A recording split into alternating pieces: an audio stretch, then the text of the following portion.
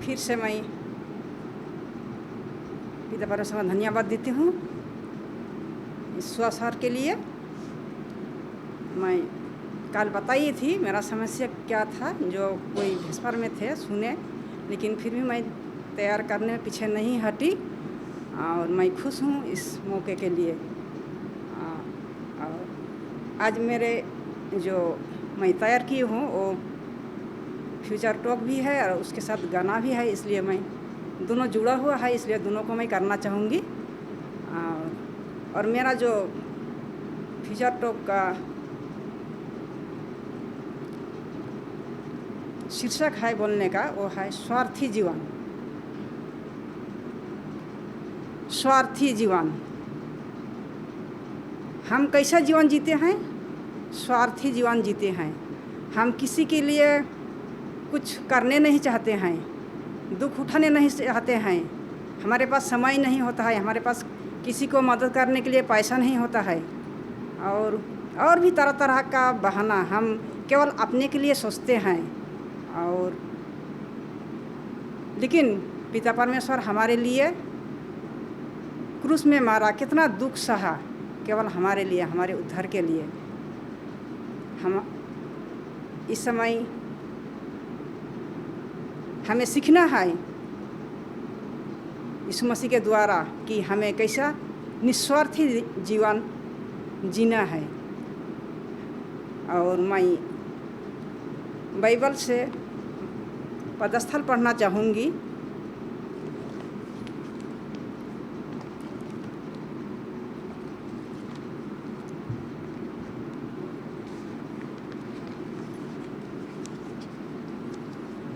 मैं यूहन्ना 19 का मैं एक से 6 तक पढ़ना चाहूँगी।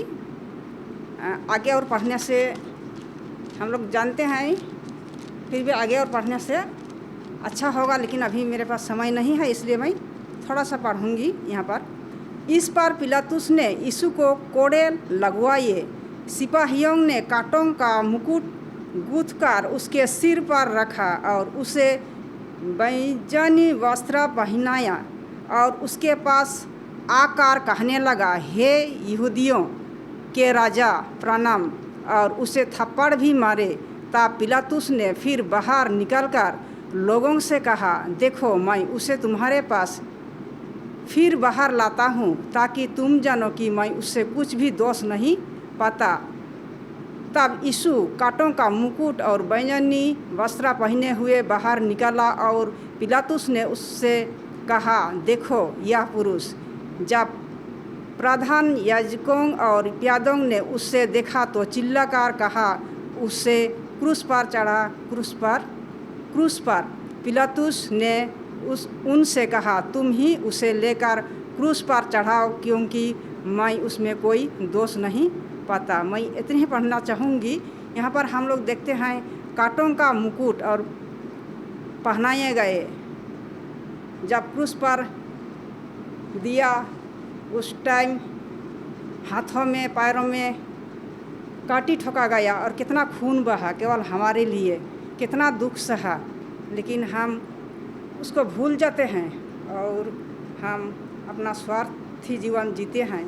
और लेकिन पिता परमेश्वर यीशु मसीह ने हमारे लिए कितना दुख भरी कष्ट उठाया।